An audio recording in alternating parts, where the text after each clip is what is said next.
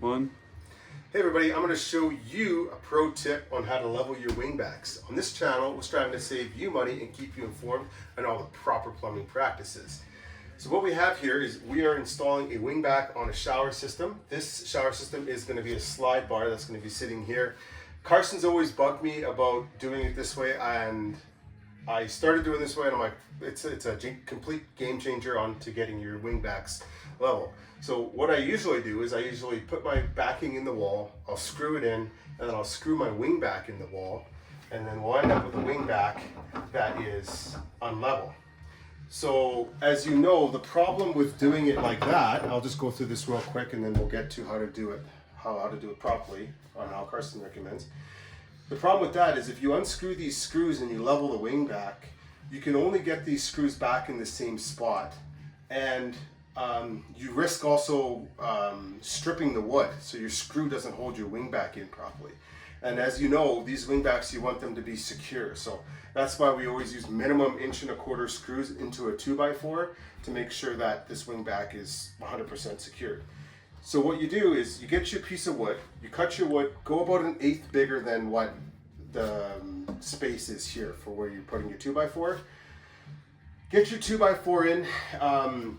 I'm just going to walk you through how I'm doing this setup, and then it'll jump back into this wing back as well. So what I do is I measure right here, I measure 1.5 inches back from here, because I know my slide bar is going to be in the center. So I'll measure 1.5 inches back so that this piece of wood can also act as my backing for my wing back and also backing for my slide bar, which I will run my slide bar backing all the way up, and then I'll just tow it into the top of the top plate here. So getting back to the wing back, so what you do is you pound your wing back, pound your 2x4 in, find out where your wing back's going, screw it in, make sure all these screws are evenly tightened. Grab a long nipple. If you don't have a long nipple, they're great to have. You can still use a 6-inch nipple, but the long nipple is nice to have. So you screw your nipple in just like this.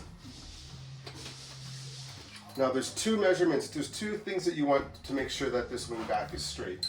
First of all, you want to make sure that it's level. As you can see now, it's not level. But with having this piece of wood not screwed in, I can move the wood up and down very easily to get that level. And also too, when you're screwing your nipple in, make sure that you screw it in till it's good, nice and hand tight. Because that's going to be roughly where the wing back, where the nipple is going to be sitting. And as you know, the threads can change a little bit of the nipple sticking out of the wall. So get it nice and level that way. Do you not? You didn't put any screws in there? In the no, backing? I didn't put any. You can put one screw in. I usually just put one to hold it, just in case it falls down. In this case, it was nice and snug. The wood wasn't moving on me. If the wood does move, or if the studs are a little wonky, yes, absolutely. Put maybe one screw in on each one, and then enough so that you can still maneuver that. So the other, I only put one in on one side, because then you can still make it so you can get the square too. Really, Karsten should be doing this video. You're the one that called me over here. Yeah, I was working. I'm like, hey, come on, we got to show people this. This is such a cool idea. So find a square. If you don't have like a square wall here, where you can measure from, you can always just screw a 2x4 across here, or use a square, a long level, something that just to square off of here. So what you want to do is go nice and tight to the wing back. So here we've got 24 and 25, just a hair under 25, and then we'll come over here. We got it just a hair under 25. You know, this wing back now is coming out perfectly straight, and it's coming out perfectly level. That's exactly what we want. And the reason for this, that you want this to be perfect, is because when it comes time to finish and you're putting your finish trim on, some of these trims that sit on here have zero room for error.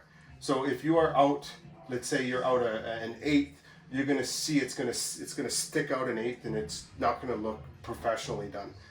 This is the best way that we found out how to do it.